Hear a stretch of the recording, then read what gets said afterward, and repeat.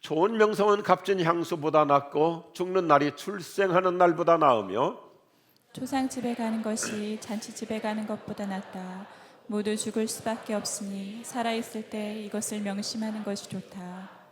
슬픔이 웃음보다 나은 것은 그 슬픔으로 인해서 새로운 것을 깨달을 수 있기 때문이다.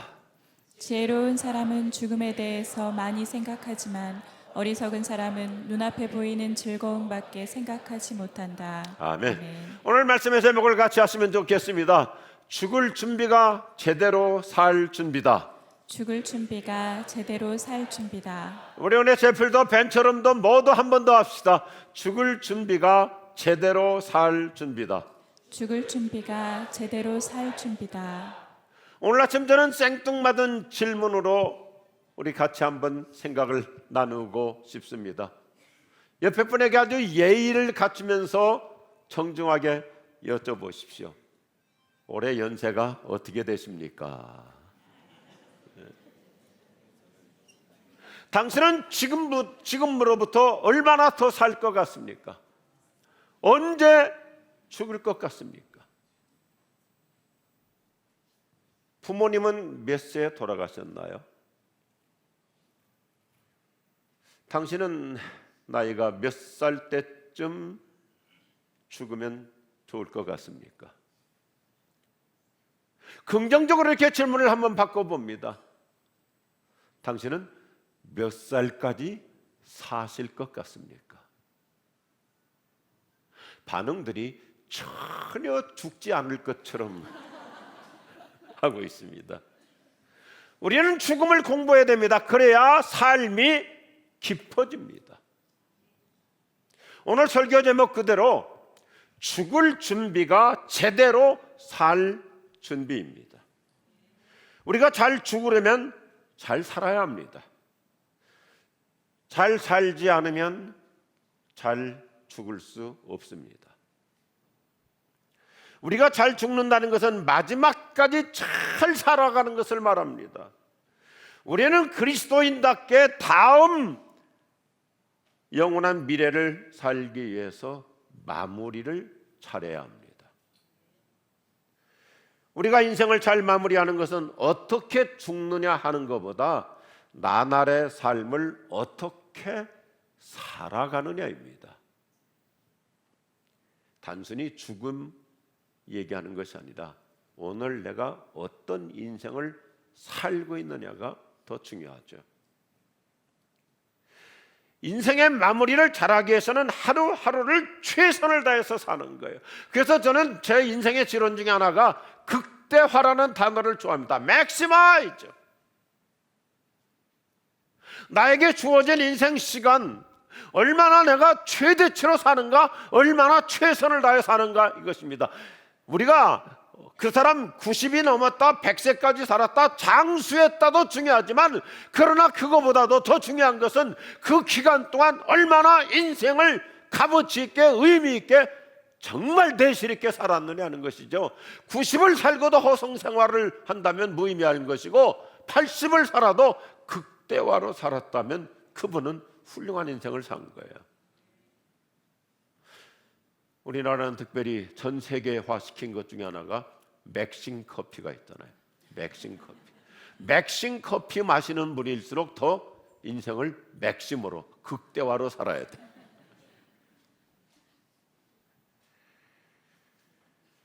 저는 2019년 9월에 암 진단을 받고 6년 세월이 지났습니다. 참 하나님의 은혜이죠. 저희 주치의 선생님께서 참 기분 좋게 말씀해 주세요. 장기 생존자이라고. 얼마나 좋은 단어입니까? 저는 아침에 일어날 때마다 이렇게 신선하게 기도해요. 주님, 오늘 또 새 아침을 맞이하게 해주셔서 감사합니다. 오늘 또 새날을 주시니 감사합니다. 날마다 새 아침을 주시고 새날을 살아가게 하시니 얼마나 감사해요. 현대 시인 최승자님의 대표작 즐거운 일기의 소제목이 더 깊은 감동을 줘요.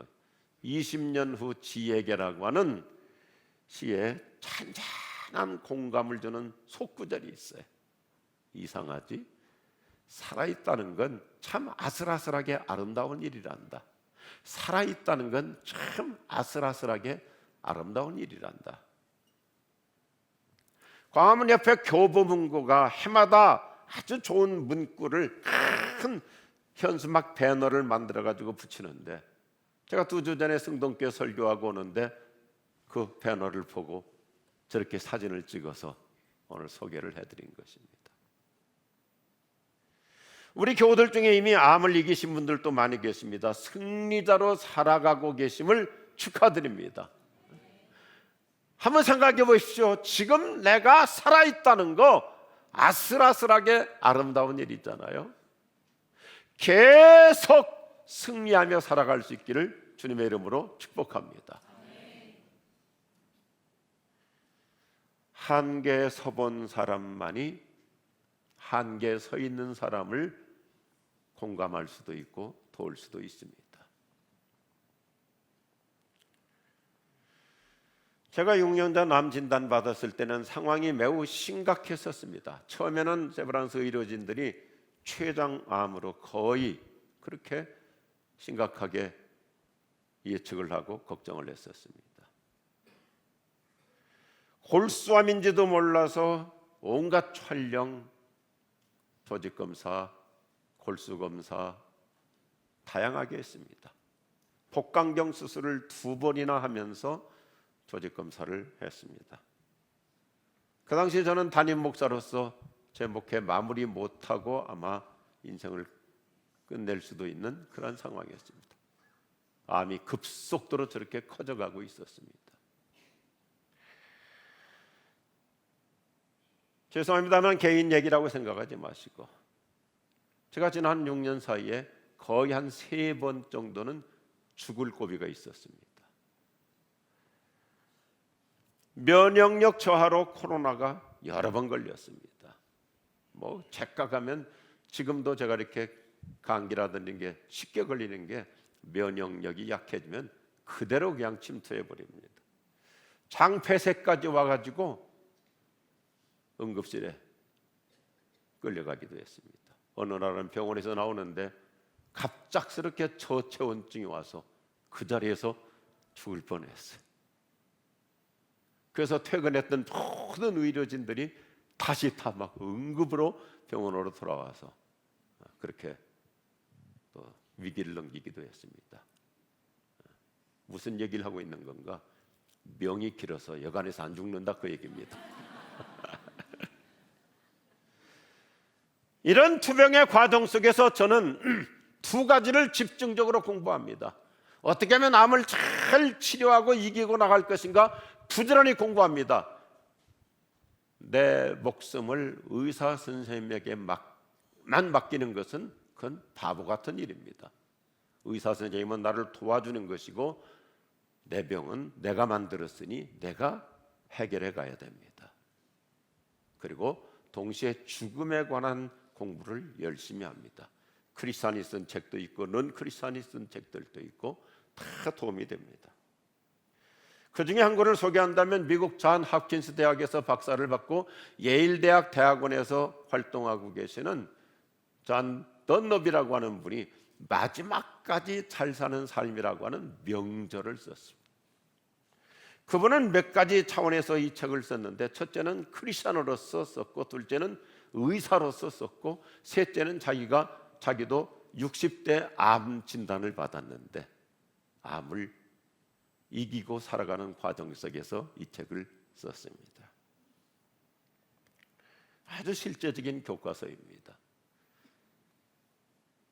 나이가 드신 분들은 이 책은 한번 꼭 읽고, 특별히 우리 지구촌교회 후원회부에서는 이 책을 교과서로 공부하시면 좋을 것 같아요. 마지막까지 어떻게 아름다운 삶을 살아갈 것인가. 우리가 잘 죽으려면 그리스도인답게 제대로 살아야 됩니다. 그래서 오늘 설교 제목 별로 그렇게 인기 없는 제목이지만 엄연한 현실이기 때문에 이렇게 강조합니다. 한번 따라합시다. 죽을 준비가 죽을 준비가 제대로 살 준비입니다. 제대로 살 준비입니다. 지난 8월 중순에 우리나라에 들어와 있는 러시아인들 교회 연합 수련회를 저 충청도 속리산 애터미 연수원에서 했습니다.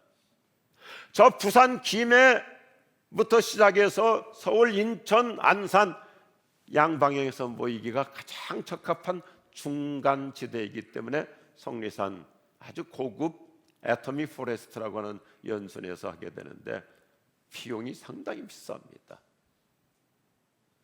그래서 제가 애터미 임원진들하고 한 달 동안 계속 조율해서 직원가보다 훨씬 더 싸게 혜택을 받았음에도 불구하고 그래도 비용이 비싸요. 감당하기가 쉽지가 않아요. 그런데 막판에 애터미 그룹의 박한길 회장님께서 수천만 원의 그 비용을 자기가 결제해 주셨어요. 얼마나 감사해요. 얼마나 고마워요. 그래서 원래 예정에 없던 스케줄을 좀 조정해 가지고 기왕에 회장님께서 이렇게 수천만 원을 한 4천만 원 정도를 지원해 주셨거든요.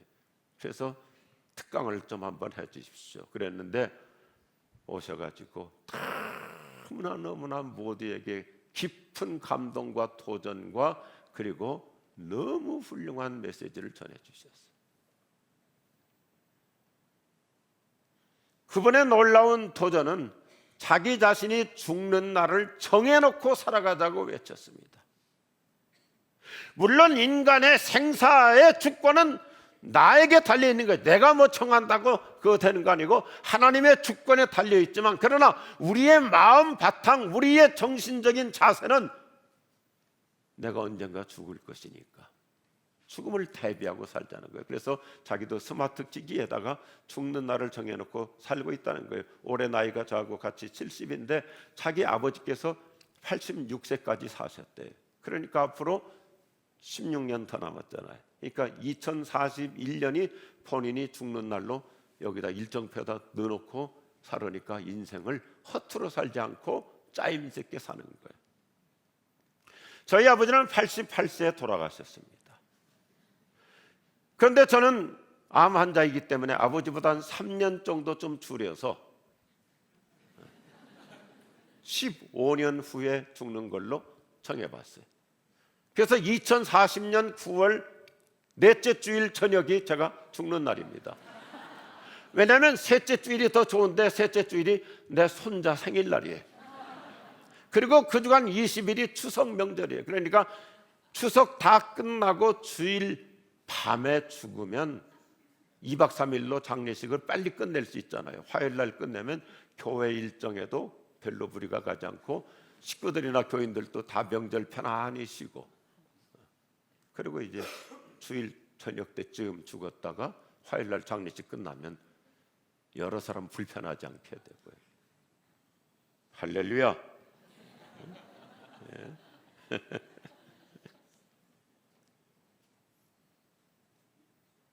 앞으로 제가 15년을 더 산다. 이거 긴 세월이 아닙니다. 저는 뭘 하든지 실제적으로 하기 때문에 5년씩 3번으로 나눠보세요. 잠깐이면 지나는 거예요. 벌써 제가 담임 목사 은퇴한 지 4년째 돼가고 있습니다. 암 환자로 살아가고 있는지 벌써 6년 세월이 지났습니다. 이런 것을 전제하면 5년씩 나눠서 3번 살면 15년 훌쩍 지나가 버립니다. 한순간에 지나가는 거예요. 찰나적입니다. 그러니 인생을 그렇게 허투루 살 수가 없는 거예요. 최대치로 살아야 되고 성실하게 살아야 되고, 어떻게 하면 내 인생을 값어치 있게 살 것인가, 최선을 다하게 되는 것이죠. 방심하지 않게 됩니다. 구약성경 전도서, 오늘 우리가 읽은 이 전도서는 인생의 실제적인 지혜를 주는 책인데, 오늘 전도서 7장과 8장 말씀에서 지혜라는 말을 14번 반복하면서 우리에게 아주 중요한 것을 가르쳐 주는데, 더 나은 삶, 모베러 라이프라는 이 지금보다 더 나은 삶을 살아가야 되지 않겠느냐고 11번에 걸쳐서 도전해요. 지금까지 잘 살아오셨습니다. 우리 지구촌교회 교우들 정말 훌륭하게 살고 계십니다. 지금까지 참 아름답게 살아오셨습니다. 그런데 성경은 뭐라고 하냐면 지금까지 살아온 것보다 모베럴 라이프, 좀 더 양질의 삶을 살아가자고 11번에 걸쳐서 강조해요. 특별히 이 전도서는 잠언도 비슷하지만 이 코헬렛이라는 히브리어인데 비교 잠언, 대칭적 잠언으로 우리를 아주 쉽게 공감시켜 줍니다. 무엇이 더 나은 삶인가? 어떻게 하면 더 좋은 인생을 살 수 있는가를 역설적으로 쉽게 가르쳐 주는데 저는 성경을 이렇게 아주 심플하게 만드는 걸 좋아해요. 1절에서는 태어난 날보다 죽는 날이 더 의미가 있어야 된다. 출생보다 사망이 더 값어치 있어야 된다. 2절에서는 잔치집 가는 것도 필요하지만 초상집에 가서 많은 것을 깨달으라. 3절 웃으며 즐겁게 살고 기쁘게 사는 것 필요하지만 울면서 슬픔을 경험하는 것이 인생을 본연의 모습을 되찾게 해준다. 마지막 4절에서는 즐거운 잔치집에 가서 얻는 것보다 서글픈 장례식에 가면 깨달음이 더 많아진다. 아주 심플한 메시지죠. 그런데 얼마나 깊은 메시지입니까? 그래서 1절을 시작하면서 너무 단도직입적으로 돌직구로 들어가면 사람들이 좀 거부 반응을 보이니까 1절에서는 호사롭게 태어나는 것보다 명예롭게 사는 것이 얼마나 훌륭하냐 이렇게 쉬운 얘기로 시작하면서 이런 대칭을 이룹니다. 호강하게 태어나는 것보다 복되게 죽는 것이 훨씬 더 양질의 삶이라는 것입니다. 오늘 말씀을 아주 간단한 단순한 비교와 대칭으로 우리에게 깊은 교훈을 주는데 지혜로운 사람은 죽음에 대해서 많이 생각하지만 어리석은 사람은 눈앞에 보이는 즐거움밖에 생각하지 못한다. 근시안적으로 사는 거죠. 슬기로운 사람은 죽음을 생각하지만 어리석은 사람은 한순간에 즐거움밖에 모르다가 어느 날 허망하게 끝나버리는 거예요. 어리석은 사람의 마음은 늘 잔치집에 있지만 지혜로운 사람은 초상집을 생각합니다. 그래서 현대어 성경에서 2절을 또 이렇게 실제적으로 번역했죠. 초상집에 가는 것이 잔치집에 가는 것보다 낫다. 결국은 누구나 죽을 것이니 아직 생각할 시간이 남아있는 동안에 다른 사람의 죽음을 보고 자신의 죽음을 생각하는 것은 유익한 일이기 때문이다. 우리가 아주 멋진 잔치집, 특별히 요즘 젊은 층들 아주 고급 호텔에서 초호화 결혼식집에 갔을 때는 우리가 주로 비교의식을 느끼고 부럽기만 하고 와 대단하다. 뭐 결혼식 한 번 오는데 1억 2억씩 들고요. 근데 거기서 깨닫는 것은 별로 없어요. 그냥 비교의식. 때로는 그냥 위축되고. 그러나 초상집에 가면 자기를 반추하죠. 돌아보게 되죠. 깊이 생각하게 되죠. 아, 나도 인생을 이렇게 그냥 무의미하게 살아서는 안 되겠구나.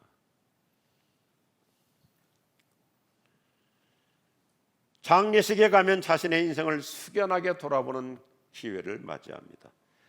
잔치집보다는 초상집에서 더 많은 것을 배웁니다.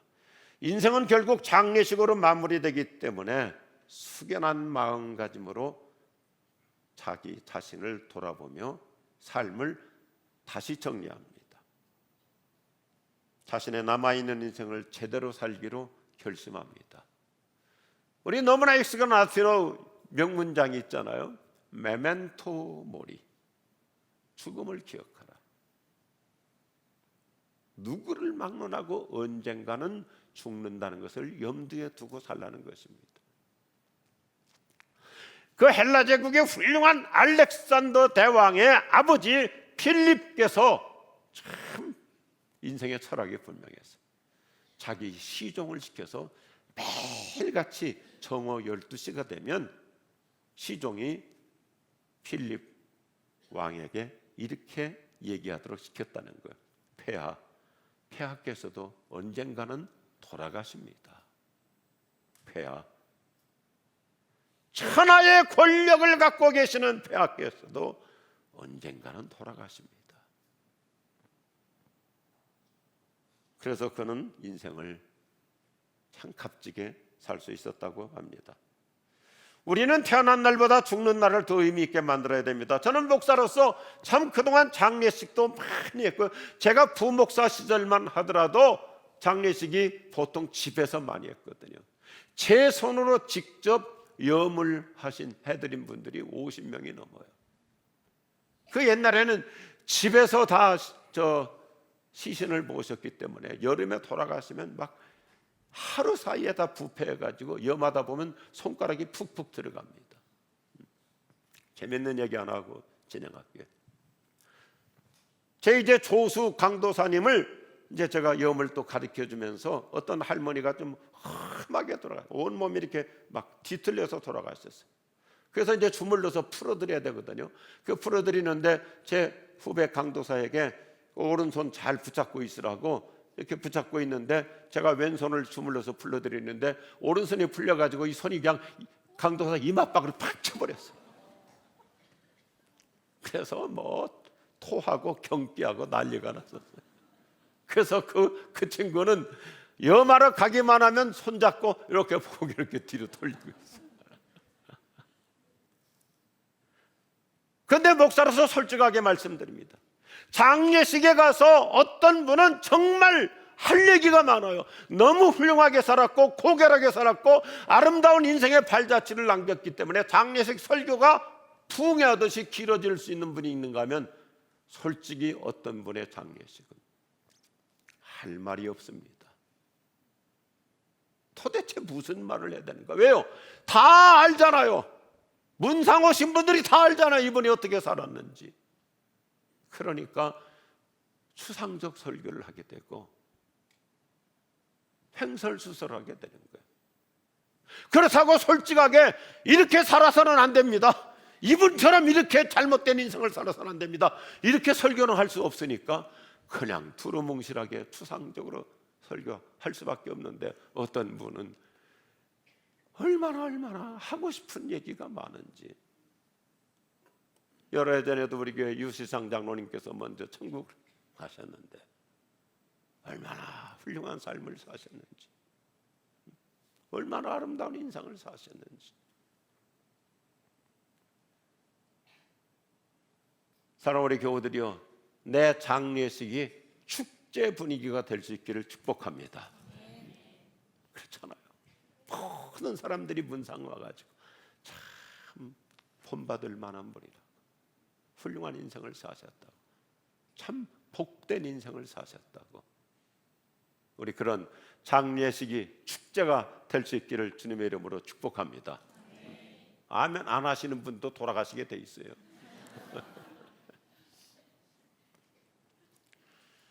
우리는 인생의 시작보다 끝이 복되어야 합니다.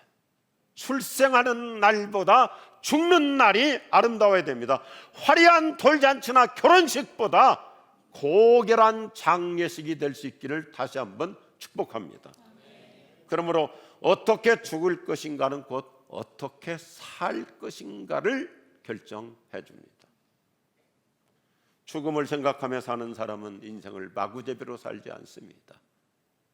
그렇게 허망하게 살지 않습니다. 인생의 기초 다지기는 다른 데 있지 않아요. 종말론적 신앙에 있어요. 예수님의 설교의 피날레가 뭐예요?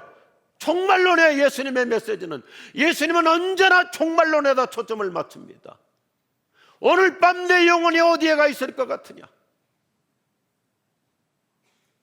입신양면을 위해서, 출세를 위해서, 돈 벌기 위해서, 뭐 자기 자신만을 위해서 욕심쟁이로 완전히 수돈으로 살고 있는 사람을 향해 예수님은 도전하시는 거예요.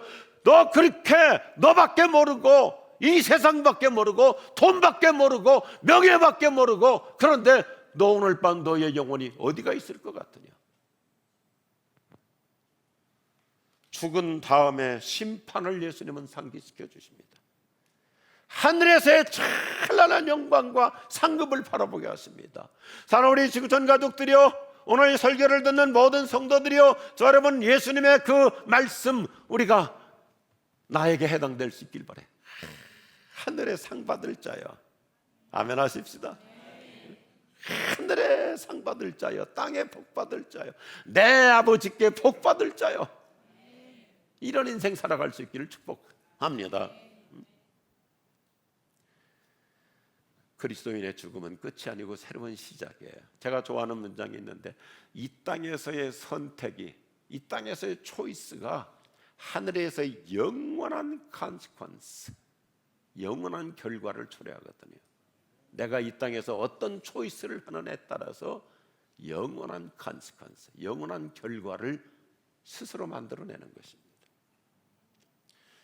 그러므로 아직 예수님을 제대로 믿지 않는 분, 오늘 이 시간 이 자리에서 예수님을 분명히 나의 구주로 영접할 수 있기를 바랍니다.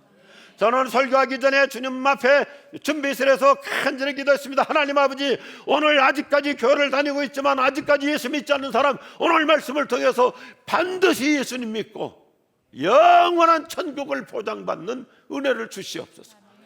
반드시 오늘 예배를 통해서 구원의 사건이 있게 하여 주시옵소서. 제대로 죽으려면 예수님을 제대로 믿어야 하는 거예요. 나는 부족하여도 영접하실 터이니 영광 나라 계신 임금 우리 구주의. 나는 부족하여도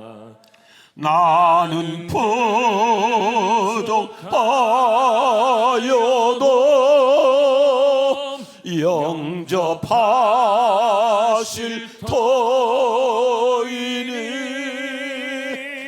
영광 나라 계신 임금 우리 구주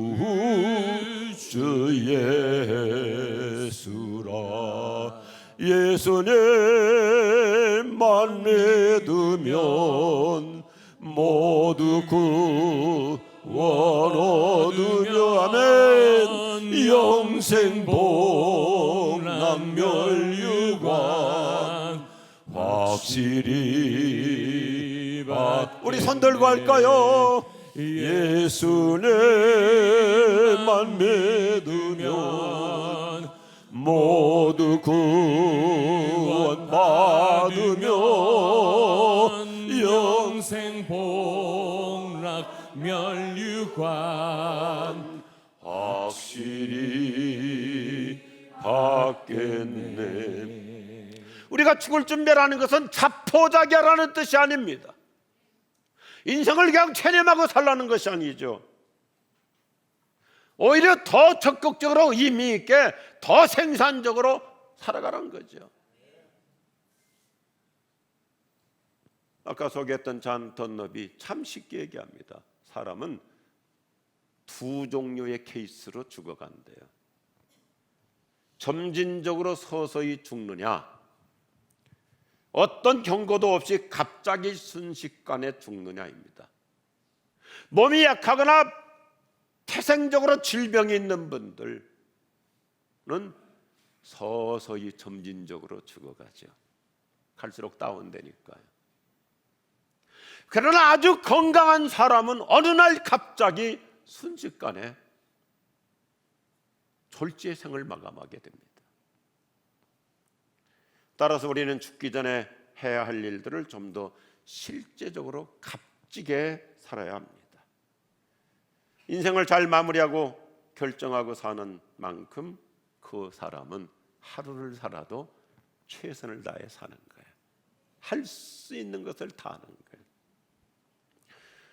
독일의 철학자 월터 카우프만이 어느 이교도의 믿음이라는 책에서 참 우리에게 깊은 공감을 줍니다. 따라합시다. 사람은 죽음을 만나고 나면 삶이 더 깊어진다. 그래요. 죽음이라고 하는 현실을 부딪히고 나면 인생 그렇게 무방비로 살지 않아요. 삶이 더 좋아져. 양질의 삶을 살아가요. 우리는 인생의 마지막 순간까지 하나님께 영광이 되는 삶을 살 수 있도록 우리 늘 마음을 그렇게 추스리며 살아갈 수 있기를 축복합니다. 개인 얘기를 해서 죄송합니다만 제가 6년 전 암 진단을 받았을 때 가족들에게 충격을 주지 않기 위해서 침착하게, 그리고 저는 웬만하면 병원에 혼자 다니지 식구들 안 데리고 다닙니다. 왜요? 스트레스는 나 혼자로서 충분하지. 뭐 그렇게, 그래서 의사 선생님들이 그래요. 왜 혼자 다니냐고. 처음에 췌장센터 다닐 때도 왜 혼자 오느냐. 간담초에 가보면 환자 한 사람 앞에 식구들 두세 명씩 다 따라오거든요. 그래서 담당 선생님이 왜 혼자 오느냐 그래서 나는 목사니까 내 스스로 해결해야죠. 근데 선생님이 저를 이렇게 위로하더니 목사도 사람인데 정기적으로 검사할 때도 가족들 힘들게 하면 안 되는 거예요. 그래서 그런지 요즘은 집사람이 내가 병원 갔다 와도 묻지도 않아요. 확신 있는 것 같아. 안 죽는다고. 하나님이 저에게 5가지 기도 제목을 성령의 감동으로 주셨어요. 첫째, 하나님, 내 병이 하나님께 영광 돌리게 하여 주옵소서. 하나님 영광 가리지 않게 하여 주옵소서. 둘째, 교회 부흥의 방편으로 써 주옵소서. 저 때문에 우리 교회가 함께 기도함으로 교회가 막 기도에 불이 붙어서 오히려 부흥의 변곡점을 이루게 하여 주옵소서. 셋째, 우리 교우들에게 희망 모델로 살아가게 하여 주옵소서. 아이고 목사 안 걸리더니 그냥 삽시간에 가버렸다. 교인들에게 허탈하지 않고 교인들에게 실망이나 절망을 주지 않고 암 걸려도 잘 이겨내게더라. 그래서 우리 교회 암 환자들도 희망을 갖게 하여 주옵소서. 그래서 희망을 갖고 치료받는 분들이 많이 계세요. 넷째, 하나님, 내가 가장인데 남편인데 가족들의 행복을 끝까지 책임지게 하여 주옵소서. 행복을 끝까지 책임지게 하여 주옵소서. 그래서 제가 치료받으면서 저희 집사람한테 그랬어요. 당신은 혼자 살기 틀렸어. 당신은 혼자 살기 틀렸어. 내가 끝까지 책임지겠다 이거죠. 5째, 미션 인생으로 사명을 다하게 하여 주옵소서. 하나님, 저에게 주신 사명, 이 미션 인생, 주님이 내 인생 부르시는 그날까지 최선을 다해서 살겠습니다. 지금도 변함없이 매일같이 기도합니다. 우리는 죽음이 힘든 사투가 아니라 평안히 주님의 품 안에 안기는 은혜가 있기를 바랍니다. 우리 기도해야 돼요. 막연하게 생각하지 마시고 나는 뭐 나이가 아직 젊은데, 제가 이 설교를 준비하면서도 젊은 중들에게도 이 메시지가 적용될 수 있도록 성령께서 감동을 주옵소서 이렇게 기도로 준비를 했는데, 마지막을 불행하게 연명하지 말고 복되게 운명을 맞이할 수 있는 은혜가 있기를 바랍니다.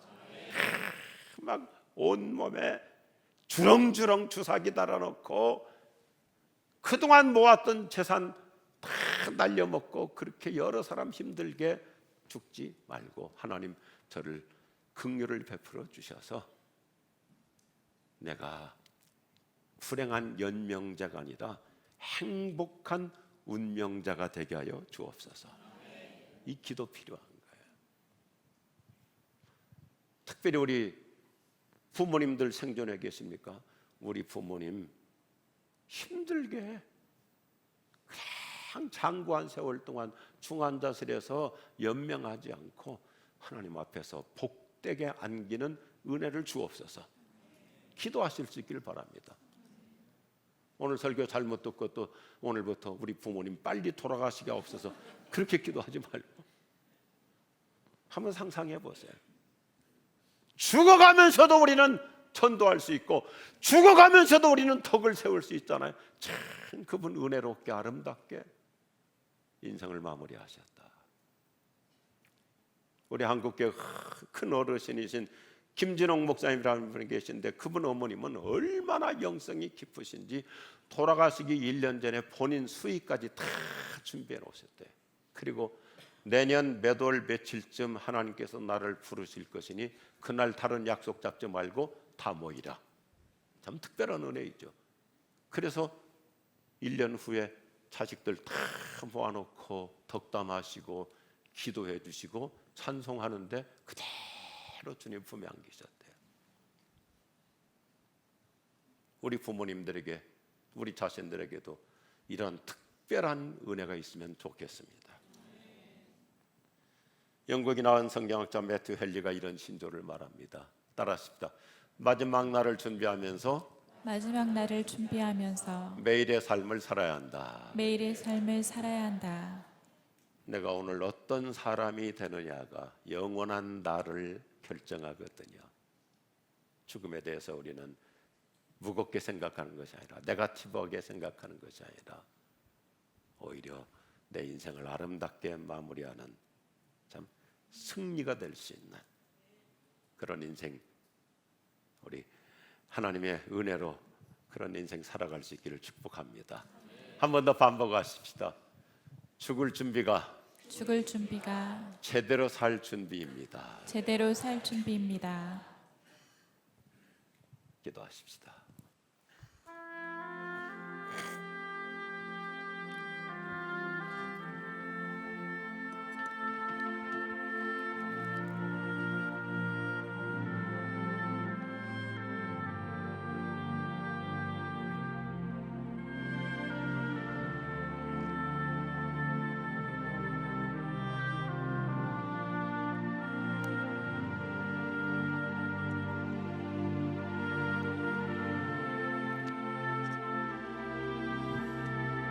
주님, 여기까지 살아왔습니다.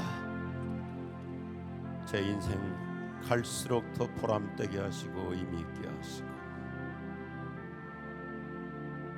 잘 살았다고 하는 평을 받을 수 있도록 하나님 늘 제 마음을 잘 추스리며 살아가겠습니다. 그런 소박한 기도 하나님은 오히려 기뻐하실 것입니다.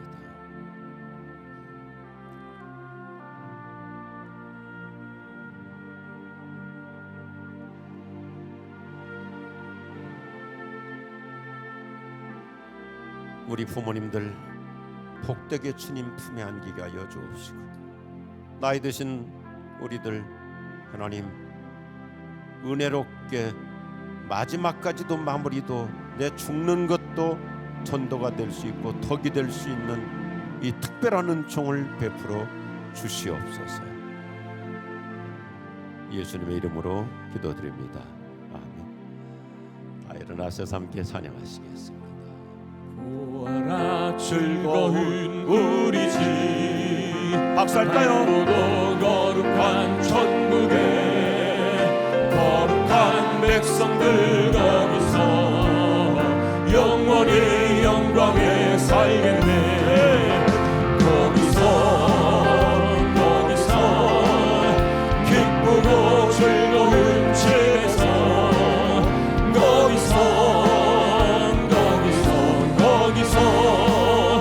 영원히 영광에 살겠네.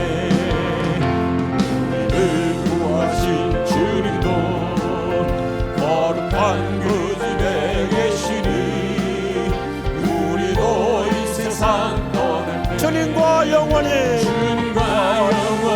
살겠네. 거기서 기쁘고 즐거운 집에서 거기서